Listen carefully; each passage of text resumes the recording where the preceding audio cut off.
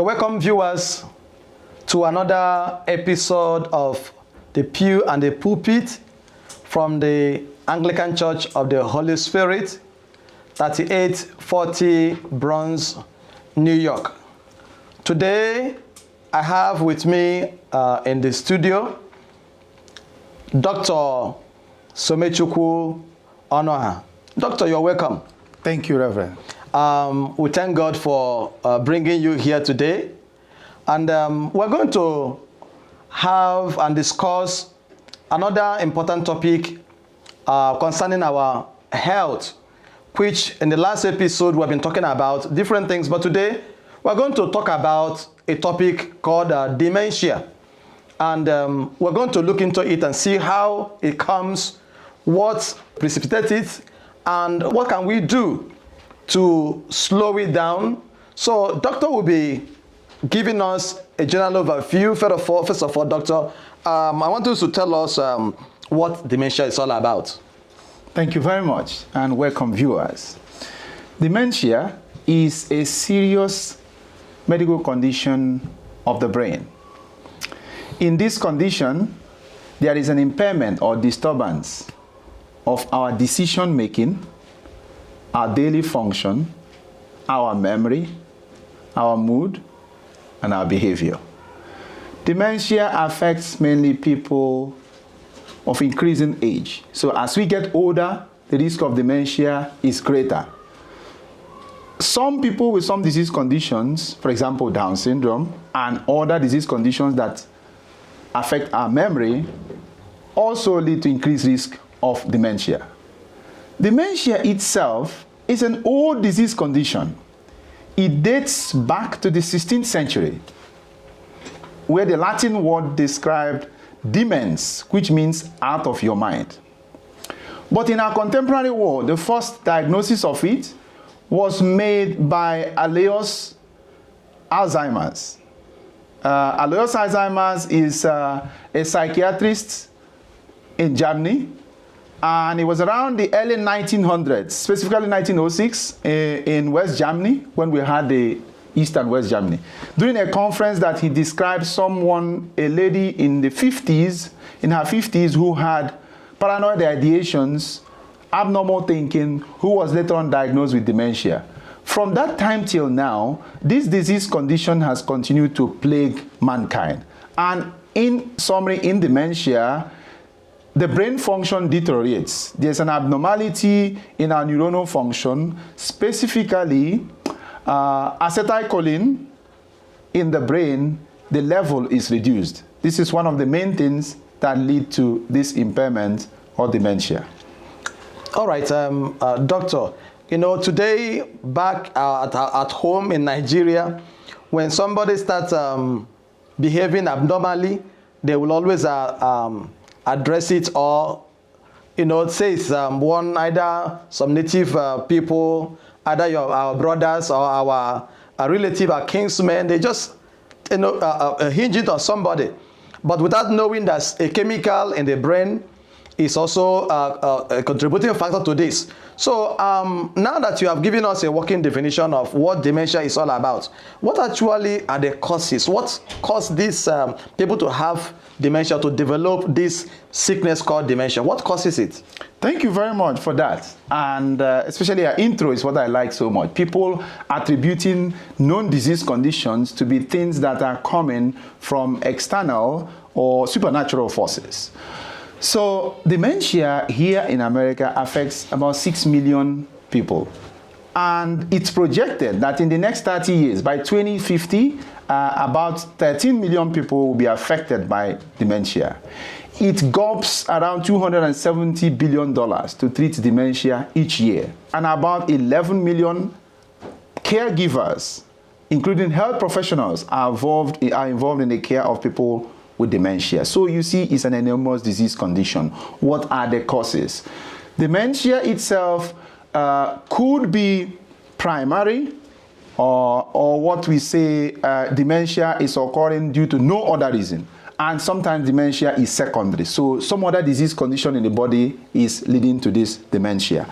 So when we say secondary causes of dementia, so people who have other disease conditions, for example, hypothyroid or hyperthyroid, there's a little gland in the neck which is called the thyroid gland, which regulates the body metabolism. So when there's a problem with this organ, it could lead to what will look like dementia. Abnormalities or low levels of some micronutrients like vitamin B12 and other vitamins that we need, when they are low, they could lead also to a picture of dementia. Other things like people who have other medical conditions like a stroke, diabetes, high blood pressure for a long time affecting the blood vessels in the brain. Basically anything that affects the blood supply to the brain, deprives the brain of its nutrients, can lead to dementia. Also, other abnormalities in the brain, like abnormal swelling in the brain, like what we call hydrocephalus, the fluid building up in the brain, or anything that happens to be abnormal or affects the blood vessels in the brain, could lead to a picture of dementia, and this time we say it's secondary cause of dementia. But in terms of primary cause of dementia, some people, for reasons we don't know, develop low levels of this acetylcholine. And when this happens, it gradually results in dementia. I know back home when we were in the medical school, they used to say people from Nnewi, specifically Otolo Nnewi, has low level of dementia because they eat lots of bitter leaf, and this bitter leaf has high levels of acetylcholine. So in a nutshell, when there's low level of acetylcholine in the brain, it will lead to dementia, and dementia could be primary. It could also be secondary due to other disease conditions. All right, Doctor, I love what you said, that this particular leaf, bitter leaf, has a high level of acetylcholine, right? Yes. I think that's good. That's going to be a good thing. You know, our people eat these things, but sometimes we don't even know what is involved. But I'm not discovered that people, they squeeze it and remove the liquid, the content, and only eat the leaf that is that has no taste. What do you think about that? So that's the irony of it. You see, we have so many things back home in Nigeria that are medicinal, but the problem is that they remain at the rudimentary level where they are. To digress a bit, when we are little kids, we play and you get a skin abrasion. We went to look for a particular leaf. We call it Elizabeth leaf. Yeah. I'm not sure of the real name, but we squeeze it, and once you put the droppings on that area, it stops bleeding. So definitely that has an anticoagulation effect. But believe you me, the bitter leaf and this other leaf probably have remained that way. Nobody has gone into research to know what is it that is leading to this therapeutic effect. So what I can say is, yes, we know there's a high concentration of acetylcholine in bitter leaf, but whether it is in the leaf or in the water, we're not sure because there hasn't been research in it. I know we just squeeze out the water because it's very bitter, so they squeeze out the water and eat the leaf. So the body of science, that's an opportunity, an area for growth. All right, thank you, doctor. I also know that dementia progresses in stages. Yes. He has on the early onset and all the rest of them. Please, can you tell us what are the stages of dementia? Thank you very much. So dementia has 7 stages. What happens is, as we all grow, our brain function develops from when we are little kids to when we are adults. But when we come around 65 years of age, the brain starts depreciating. Some of the neuronal cells start getting tired and weak. So, in terms of dementia, the first stage is a stage where there is no cognitive decline. So you do not notice anything. The second stage is where you have very mild cognitive decline. Very, very minimal. Occasionally the person forgets something and they're able to recall it. Then you have the other stage, the next stage, which is the third stage, that is mild cognitive decline. From mild cognitive decline, then the fourth stage is moderate cognitive decline. Then the fifth stage is moderately severe cognitive decline. And then the sixth stage is severe cognitive decline. Severe cognitive decline is the one we call middle dementia. At this stage of middle dementia, this is when the person starts forgetting significant amount of the daily activities and the things they should be doing normally. It starts normally with the immediate events. So in dementia, somebody with dementia at this stage, if you ask them about the Second World War or the Civil War, things that happened in the very past, they will remember it. But if you ask them what they ate the meal before that present one, they may not remember. If you ask them who visited the house yesterday, they may not remember. So there's an erosion of your immediate memory or recent memory. But then the remote memory, which are things that happened a long time ago, are very much intact. Then the last stage, the seventh stage, is severe, very severe dementia. This is the stage where so many odd types of behavior, like wandering. You see a man leaving his house, not knowing where he's going. Or a man goes out, he's not able to locate his house. He's going to the neighbor's house and knocking. A man defecates in himself. A man urinates on his bed. A man goes to the kitchen, or a woman puts the lights on, and he doesn't remember to put them off. This is when there's a disintegration of the personality. They forget things which they should remember. So these are the 7 stages of dementia. Then the other thing I want to also mention are the types of dementia. There's so many types of dementia. The commonest one is what we call Alzheimer's dementia. This is the one that over 90% of people with dementia would have. This is the one that we don't actually find any other thing that is leading to it. Then we have the vascular dementia. Vascular dementia is a type of dementia that goes in stages. So it's what we call stepwise decline. So gradually they decline in their cognitive function. Then we have dementia we call Lewy body dementia. This is another type of dementia. One of the main things about this dementia is that these people have what we call hallucinations. So they make up things. Some of them most times are visual hallucinations. So you see the adults telling you that there is somebody in the house when there is nobody in the house. They're actually seeing things, but you can't see, or in their mind they're making up things. And then we have the other types of dementia, which we call the others. So this is where dementia exists as a result of some other disease conditions like Huntington's disease and so many other things. And finally, we have the mixed dementia. That is where dementia is occurring in collaboration or in the existence with other disease conditions. So that would be the mixed dementia. So in a nutshell, there are 7 stages. People progress from one stage to another because dementia is a chronic disease. It is a disease that is degenerative. So dementia comes, it continues its course. What we do is we try to delay this course. We try to make it not move so fast, but eventually it will move down. And from the time of diagnosis of dementia to the time of death is an average of 4 to 8 years. Although some patients live up to 20 years. It all depends on the extent of decline from the first phase to the 7th phase. And there are so many factors that lead to someone progressing from that stage 1 to stage 7. Examples of things that could make this or determine this will be age. So as you get older, if you are diagnosed with dementia at 65, as against somebody diagnosed with dementia at 85, very different. The person diagnosed at 85 is going to progress faster because they are already old. Then the other things are disease conditions. Somebody has dementia and they develop any neurological condition, notoriously a stroke. If that happens, that compromises further the brain function. So it tends to make the speed of decline or progression faster. Then if somebody also has diabetes, high blood pressure that is not controlled. That's why we say everyone should control their blood pressure. If it's not controlled, what happens is that you compromise blood flow to these areas of the brain. So that also makes the disease progress fast. If somebody is alcoholic, drinking high volumes of alcohol, alcohol is toxic to the brain. If somebody is a smoker, this is toxic to the brain. This will only help to accelerate this process. And other toxins as well. All these put together, if any of these things is in play, it's going to speed up that process of progression from stage 1 to stage 7. Oh, all right, doctor, that's a good one.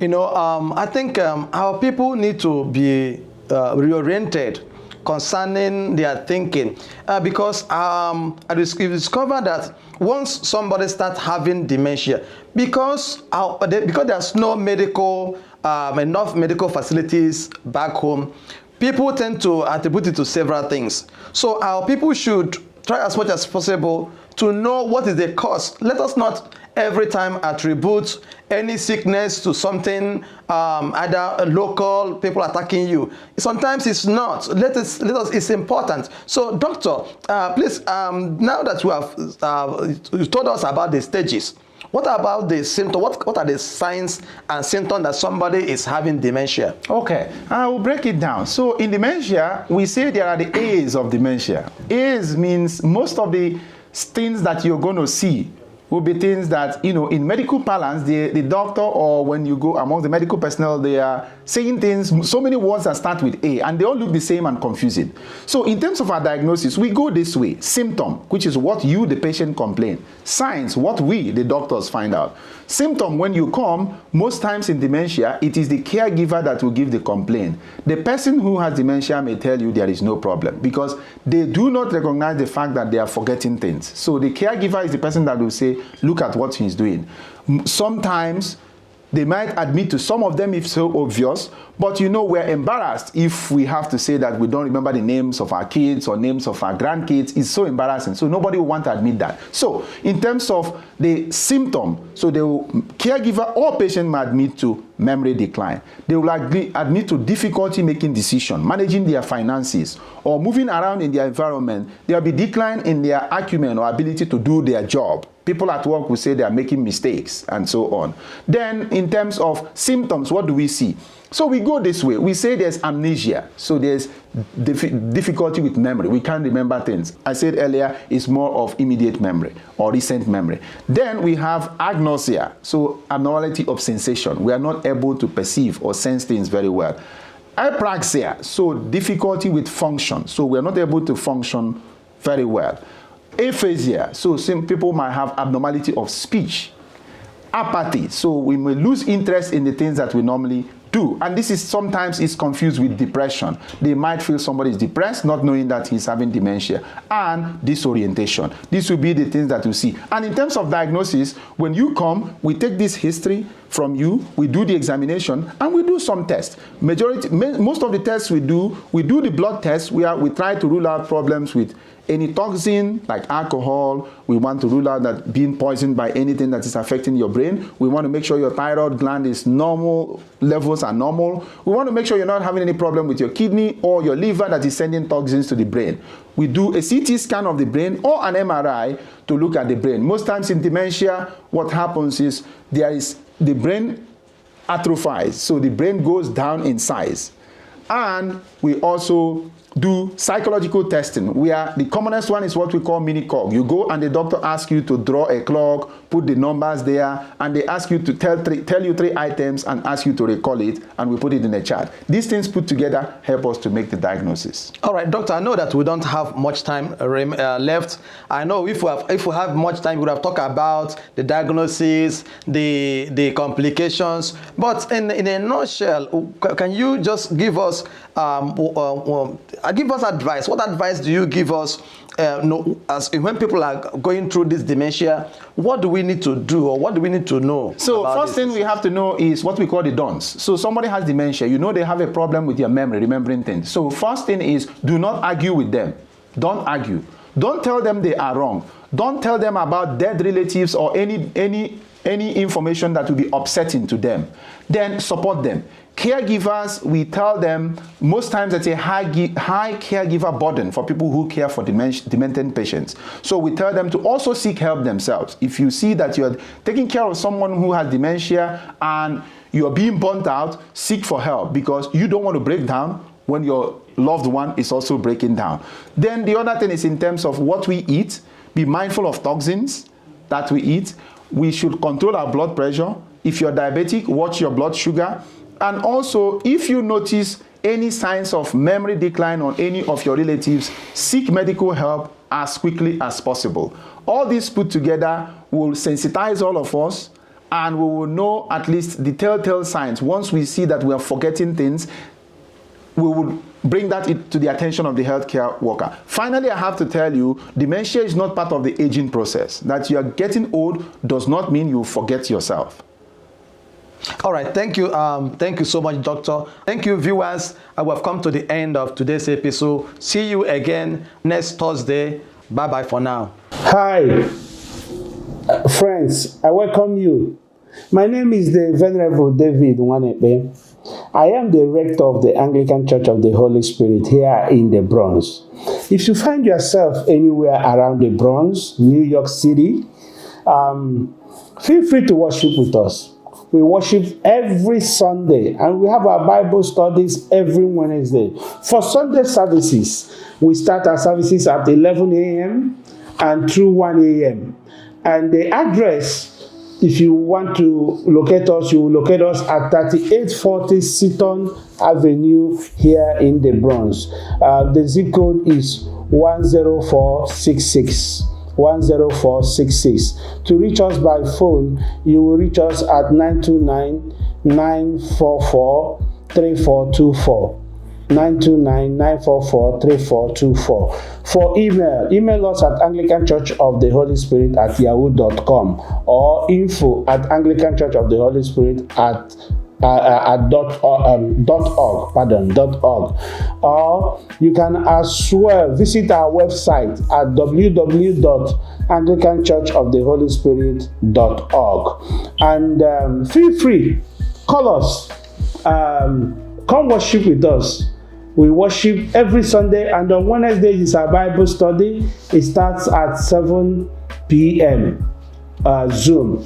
You'll find our Zoom link here and also on our website.